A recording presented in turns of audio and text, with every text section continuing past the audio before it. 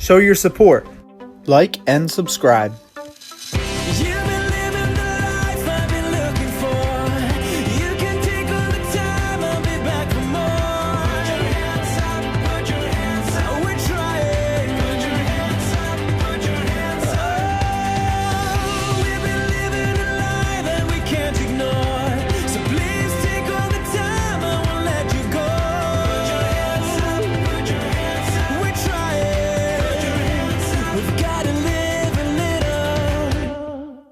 What's going on, guys? Jason here. Yes, I'm back on the channel. We're going to do some fun stuff. I'm coming to you live today from Whiteville, Virginia. I'm over here at the, turn around, get rid of the glare, Flying J here, exit 77 off of, I guess it's the junction between Interstate 81 and Interstate 77. So anyways, I'm at the Flying J over here. I'm about to go in, do my laundry, get some stuff cleaned up. I'm doing a reset. My question for you, does $3,070 sound like a good price for a very, very easy and weak repair? Of course it doesn't. I'm going to go over what happened over the last few days, the last few weeks with you later on in this video. Also, stick around for the end of the video because we're going to be going over who the winner is for our 20,000 subscriber mark. Yes, guys, we're still doing that. We're still going to do more stuff. I apologize for this taking so long to get out and to get done. I've been busy. I've had another job that I took back home. You guys saw that in another video before. But anyways, let me go ahead and get started in here, get my laundry going, and I'll be back with you guys in a little bit later. What's going on, guys? So sun is coming up. I'm over in Des Moines, Washington right now. I'm about to take the truck over to go get a really quick oil change, and then we're going to get back on the road after that. Yeah, so it's gonna be, looks like it's gonna be a pretty good day. No clouds in the sky. It's looking good. I'll see you guys in a little bit. So we just got over here to Tech Equipment in Des Moines, and it looks like I'm gonna be sitting for a little while. I spoke with these guys last night and they said, yeah, bring it on over first thing in the morning. We'll do what we can to get you in. Looks like I'll be sitting till probably at least 1 or 2 o'clock before they'll even be able to get it in. So I'm gonna go park it, turn it off, and then we'll resume this later. All right, so now it is 10:45 in the morning and the day has just gotten very, very interesting. Earlier I was told to go and park my truck on the lot, hang out for a little while, and then I guess around 1 or 2 they'd probably be getting me in. I parked in a space and I just happened to be blocking someone. So when the tech came out to move that truck, he asked me to move, and that's when things got a little interesting. So I come over to the truck a little while ago and I open up my door, and as always the light here comes on. It's just what regularly happens. But something really, really weird happened when I went to turn the key. All right, so at this point it's already been about 20 minutes, so I figured out how to get the light to come back on. But let me go ahead and show you what's going to happen now, because I've already done this a few times and I can't figure out what's happening here. So let's go ahead and there we go. We're gonna put the key in the ignition there, and then right here, look at the dash and look at my hand. Ready? I'm gonna turn it, and I've got absolutely nothing. There is nothing there at all on the dash. There's nothing here, and we'll go ahead and turn it more. Trying to crank it. I have no power to anything. Ready? Off. On, off, on. I've got nothing at all here, and I have no idea what's going on. So the day has gotten very interesting. All right, so it's around 1:30 right now. They're bringing the forklift over, and we're gonna go ahead and pull this thing into the shop. We've been doing some troubleshooting. Let me go ahead, let's get this thing in here, and then I'm gonna sit inside for a little bit and work some things, and I'll let you know what's up. So we just got the truck into the shop here. Completely lost on what's going on with the truck. We have absolutely no electricity to it. We've hooked up chargers, voltmeters, just about everything that they have here. There's 3 different machines that they have, and they've hooked everything up. We've tried hitting it with 12 volt. We've tried hitting it with 24 volt to get power to it, to get it started. Not 100% sure what's going on. The batteries on the vehicle are perfectly fine. I just recently had the alternator replaced, and I also changed all 4 batteries about a month ago. So the batteries are good. We checked those, each one of them individually. Everything seems to be working all right. I'm pretty certain we're going to figure out what's going on here. But as for right now, I'm at a complete loss. So I'm going to keep going with this video. I'll keep on updating throughout the day, and we'll see. I don't know. See if we can get this figured out. Also, I still need to get an oil change. So that's what I'm here for. Anyways, I will see you guys in a little bit. All right, guys, so good news, but not so good news. We think we've isolated the problem, so that's good. Bad news is it's going to take probably till tomorrow. I'm going to figure that one out, and also they're not going to give me any of this free shop time. So, because my vehicle's been here, and they've been working on it, they've had multiple people back and forth, I'm probably going to get charged for this. I'll see what I can work out, though. Anyways, as for what we believe is wrong with it, when Bill, the guy here at the shop, first came out, the absolute very first thing he said to me was, if it's an electrical problem, it's probably your cutoff switch. That's usually what goes wrong first. Sorry, checking my other phone, make sure everything's okay. He said that can go bad, so it's probably the switch, but let's look at a few other things. He asked me some questions, recent work done, told him about the starter. I also replaced the batteries, mentioned an issue with a cable that I had. Nothing really struck him. He wanted to troubleshoot a few other things, which is perfectly fine. We charged the batteries up, we checked them, made sure everything was all right. But I guess after probably about 45 minutes of this in the shop, and I'm sitting here with him the whole time, we looked back down here at the switch, which is actually right there underneath my foot above the batteries. And the positive cable coming from the battery to the switch, that cable there was loose.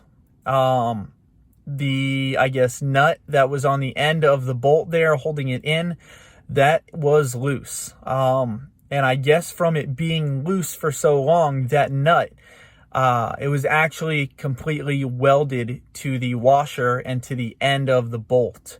How does it get welded?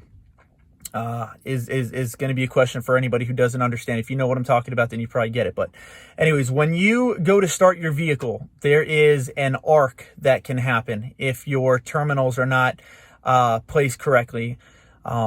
If when you're jumping a vehicle, you touch the positive and the negative together on the jumper cables, you usually get an arc. It's the same exact thing that happens down there, and it causes a lot of heat.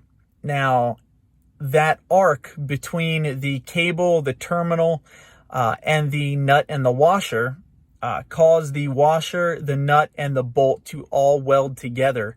So it wasn't able to keep the cable tight on there. So the cable's been loose, and I have no idea how long it's been loose for, but that positive cable has been loose for a little while, and that caused quite a few issues. So what we did was we disconnected the switch, and this is how we figured out that this is exactly what it was.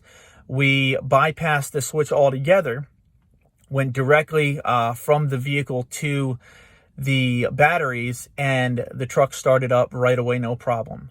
I've had a few issues over the past few months, I guess, with the truck. As you go to start it, it'll kick for a few seconds before it turns over. Now that we just, I don't want to say deleted, because we're probably going to just change the switch, but now that we've gone around the switch, it starts up right away. The second you turn the key, it kicks for a half a second, and the whole thing just revs right up. So I'm pretty sure that that's what's wrong. We're going to figure out everything else over the next little bit, and see when they can get me in to get this actually fixed and done, because they're short-staffed here right now. So anyways, I'll update in a little bit. Okay, so we figured out that that is the problem. So we're going to go ahead and replace the switch. They're not going to be able to get to the oil change today, because although they are open for a while, they are very behind, and because they've had so many people on my vehicle today trying to figure out what's wrong with it. They haven't gotten a lot of the other stuff done. So the switch will hopefully get done tonight, but everything else will get done tomorrow. As for me, I can't stay here in the truck tonight. So there's an Enterprise rental right up the road, and it's about 1.5 miles. So I think I'm going to walk up there. I'm not going to bother with a ride share, Uber, Lyft, or anything like that. We'll go ahead, take a walk, cool off for a little bit because I'm pretty stressed out on today. Car rental is going to cost me $20 for the day, so I'm not worried about that. But my cousin lives about 2.5 hours from here, up in Oak Harbor, Washington. So I think I'm going to give him a call and see if they're available for dinner tonight, or maybe breakfast or lunch or something tomorrow. So yeah, anyways, I will see you guys a little bit later. All right, so it's been a very long day at this point. I have my rental car, truck is sitting outside, got my boots on. I'm gonna change this shirt, get cleaned up, and then we're gonna start heading up. From there, I'm gonna see if I can meet up with my cousin and do dinner. I know he's working right now, so as soon as he gets done, I'm gonna see if we can do dinner. If not, we're gonna do breakfast tomorrow morning. But anyways, I will see you guys a little bit later.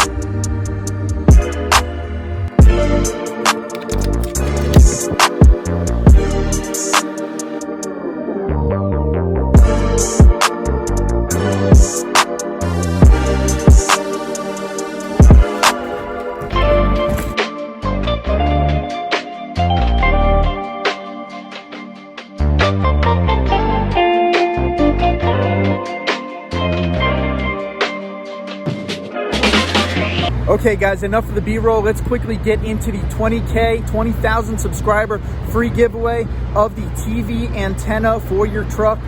And the winner here is going to be Armando Picardo for his question here, asking why I didn't get into car hauling. Guys, that's a really easy one to answer. When I originally got my semi, I got into grain hauling. We were coming into season for grain. So there was a lot of money to be made. Things didn't work out with the broker that I got signed up with, and although I had some cash on the side to get a trailer, I was originally going to get a step deck when I came out of grain hauling.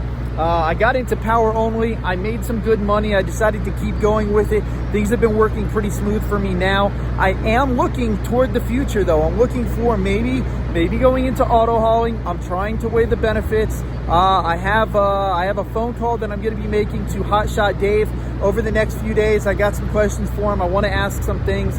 I am doing well with power only, but we'll see where things go for the future. For now, let's get into the numbers here. Okay, so the total cost over my 2 repairs was $3,070, and yeah, that does hurt because this honestly was a really easy fix. When you look at it, it all started out with my very first repair that I had to do. I actually had a coolant line break on my truck, and I had to get a replacement. The part in total, that part honestly was like $3, and it was really easy to fix. The hose originally broke in the middle of the night while I was driving, and I actually made myself over to a truck repair shop. They opened up in the morning. I got the part, went back out to my truck, and I went to start it so that I can pull it around the back. And that's when I ran into issues. I was trying, the truck wouldn't start. It did kick at the time. So the guys came out, we took a look at it, we decided it's probably the starter, so we bought the starter and replaced that. The starter, give me a second here, was $398. So the shop charged me $390 for the labor and for other parts. In the labor, we also took the starter over to the bench. We tested the solenoid. Turns out the starter was actually that thing was done and needed to be replaced. But here's where another problem came in. As we went to go and start it, we found out that the batteries had very, very low amperage. I guess they're supposed to have somewhere in the 900 cold cranking amp range. They all had somewhere around 270 amps. So we had to replace the batteries. That was 4 batteries at 75 bucks a piece, so that's $300.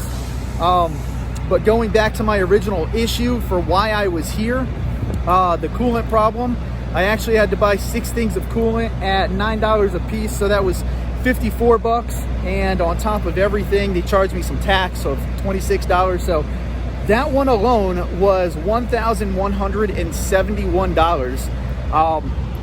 But this is where things get a little tricky, because it turns out I got back on the road. Things were going great. I was having a little bit of trouble starting the truck. We kept on going. Things were going okay.